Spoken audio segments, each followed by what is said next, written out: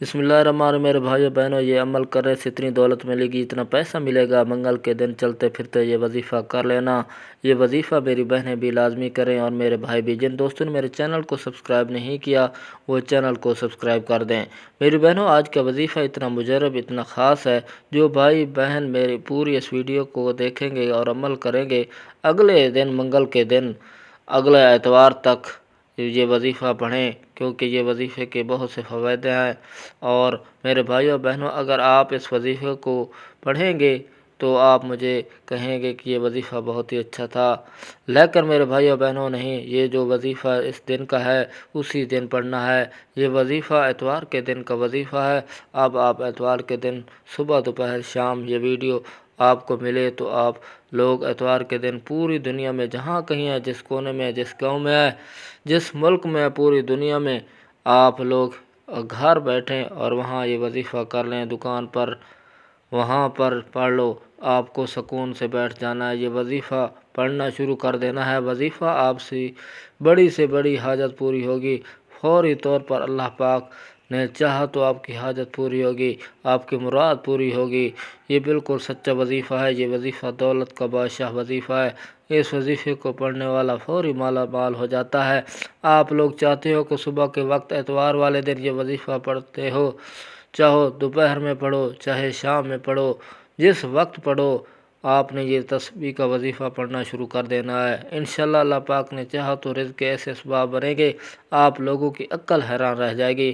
یہ دولت، یہ پیسہ اچانک اتنا زیادہ ہمارے پاس کہاں سے آ گیا؟ میرے بھائی اور بہنوں، یہ وظیفہ اس ویڈیو میں پہلی مرتبہ بتا رہا ہوں۔ میرے بھائی بہن تکلیفوں میں ہیں، پریشانیوں میں، جو کہتے ہیں کہ ہم شدید پریشان ہیں، مالی حالت خراب ہے، ہم پائی کے بیٹھے ہوئے ہیں، اور ہمیں کوئی ایسا وظیفہ بتا دیں، کوئی ایسا عمل بتا دیں، اس وظیفے کو پڑھتے ہی ہماری ہر حاجت، ہر مراد پوری ہو جائے۔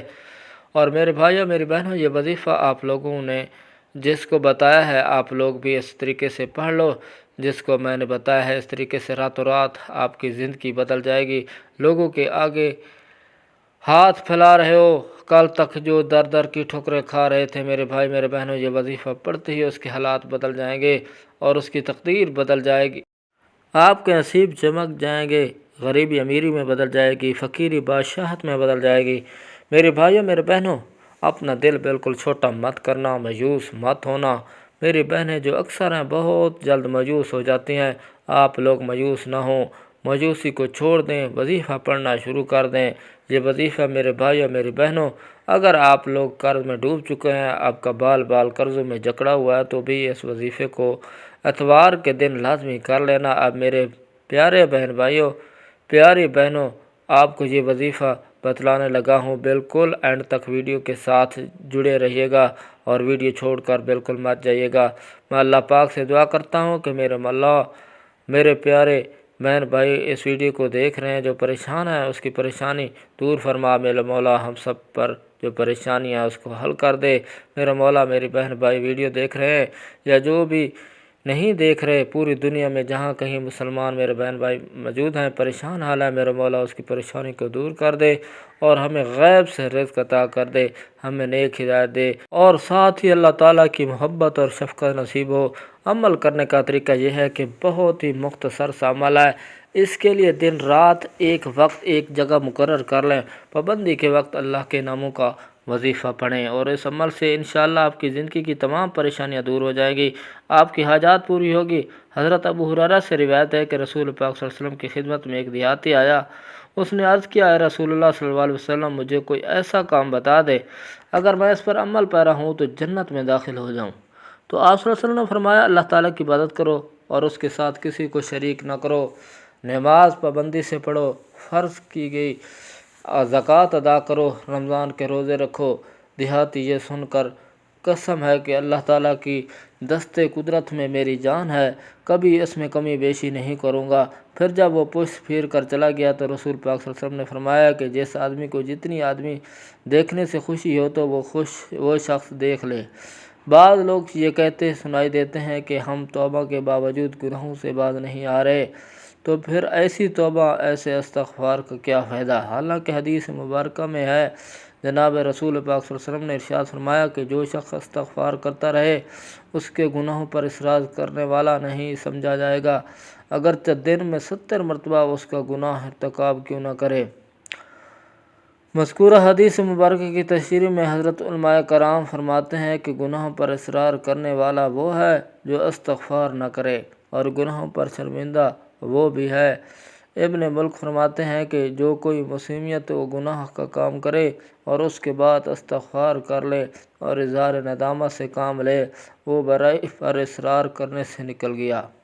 گناہوں پر شرمسار ہونا، اپنی لغزش کا اقرار کرنا، اپنے جرم کا اعتراف کرنا، وہ مبارک و برکت عمل ہے جس کا توڑ شیطان کے پاس نہیں۔ امام اور زئی فرماتے ہیں کہ ابلیس نے اپنے چیلوں سے کہا کہ تم انسانوں کو کس طرح گمراہ کرتے ہو؟ وہ کہنے لگے کہ ہم ہر طریقے اور ہر جدوجہد سے انہیں گمراہ کرتے ہیں۔ ابلیس نے جواب میں کہا کہ استغفار کے بارے میں بھی تو تم نے گمراہ کیا ہے۔ یہ سن لو کہ ابلیسی گمشتاؤں نے استغفار تو وہ عمل ہے جو توحید باری تعالیٰ کے ساتھ جڑا ہوا ہے، اس پر ہمارا زور کیسے چل سکتا ہے؟ ابلیس نے کہا کہ میں انسانوں کے ساتھ ایسی چیزیں پھیلاؤں گا جس پر انہیں استغفار کی نوبت نہیں آئے گی۔ امام اور زائی فرماتے ہیں کہ شیطان نے انسانوں میں خواہشات و تمناؤں کو پھیلایا، اور جس کوئی گناہ نہیں سمجھتا اور اس پر استغفار نہیں کرتا۔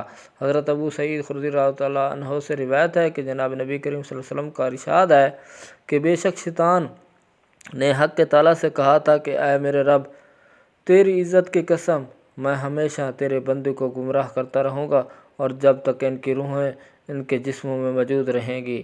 جواب میں اللہ تعالیٰ نے فرمایا، میری عزت کی قسم، میرے جلال کی قسم، میرے بلند مرتبے کی قسم، جب تک میرے بندے مجھ سے مغفرت طلب کرتے رہیں گے میں انہیں معاف کرتا رہوں گا۔ آخر میں سمجھنے کی بات یہ ہے کہ توبہ کے 3 شرائط ہیں۔ اول، آدمی گناہوں سے فی الفور باز آ جائے، اپنے کیے پر نادم ہو، آئندہ اس گناہ کو نہ کرنے کا پختہ ارادہ کرے، مذکورہ باتوں میں سے ایک بھی کام ہو تو نامکمل رہے گا۔ یہ شرائط اس وقت ہیں جب معصومیت کا تعلق بندے اور رب کے درمیان ہو۔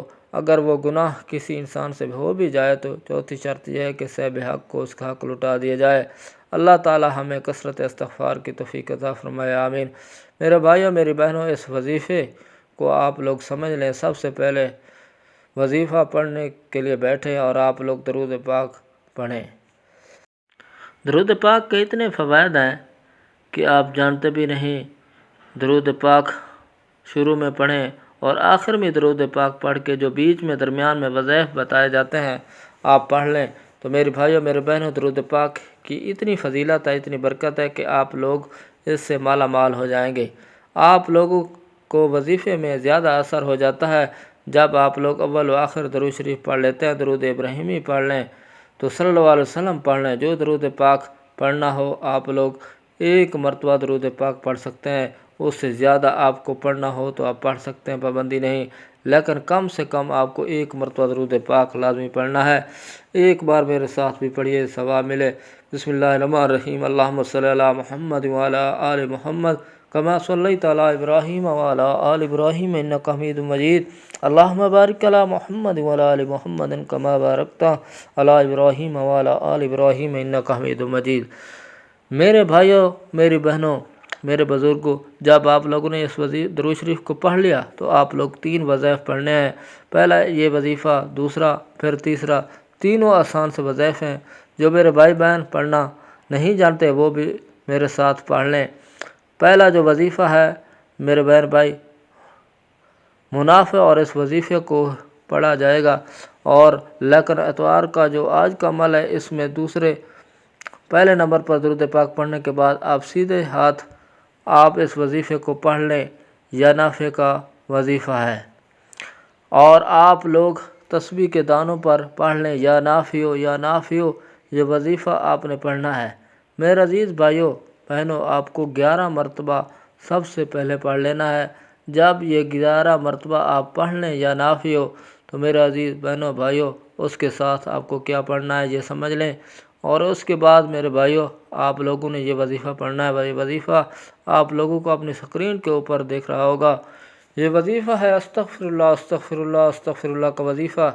سیدھے ہاتھ پر پڑھ لیں اور تسبیح کے دانوں پر پڑھ لیں۔ وظیفے کے آج کے عمل میں سیکنڈ پر پڑھنا ہے اور اس وظیفے کو استغفر اللہ کا وظیفہ ہے۔ یہ وظیفہ صرف 11 مرتبہ ہی پڑھنا ہے۔ 11 مرتبہ یہ وظیفہ استغفر اللہ پڑھ لو تو آخری جو وظیفہ پڑھنا ہے میرے بھائیوں میرے بہنوں میرے دوستوں، اس وظیفے کو آپ لوگ تسبیح کے دانوں پر پڑھ لیں، ہاتھ کی انگلیوں پر پڑھ لیں۔ یہ وظیفہ ہے یا کبیر یا کبیر یا کبیر۔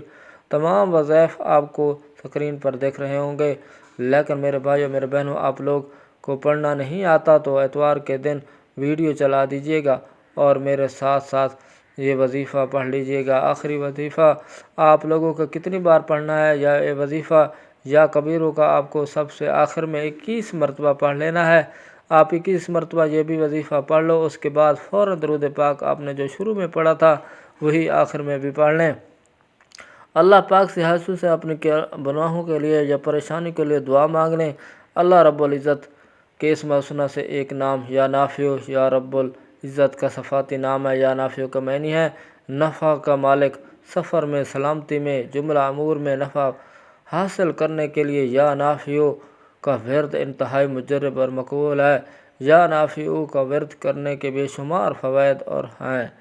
اگر کوئی شخص کشتی یا پھر سمندری جہاز میں سفر کر رہا ہو تو اس کو چاہے تو یا نافع کا وظیفہ روزانہ معمول بنا لے اور اس سے اس کی کشتی جہاز ہر قسم کی آفت مصیبت بلاؤں سے محفوظ رہے گا، امن و سلامتی کے ساتھ کنارے پر لگ جائے گا۔ کسی نیک اور جائز کام کے لیے شروع میں 41 مرتبہ یا نافع پڑھنے سے وہ کام حسب منشا انجام خیر کو پہنچ جائے گا۔ یا نافع کا ورد کرتے وقت اول و آخر 11 مرتبہ درود پاک پڑھ لیں۔ یا نافع 100 مرتبہ ہر روز کریں۔ یا نافع کے ورد کو آپ حسب توفیق حسب ضرورت 7 دن 11 دن 21 دن 40 دن اس سے بھی زیادہ عرصہ کے لیے آپ جاری رکھیں۔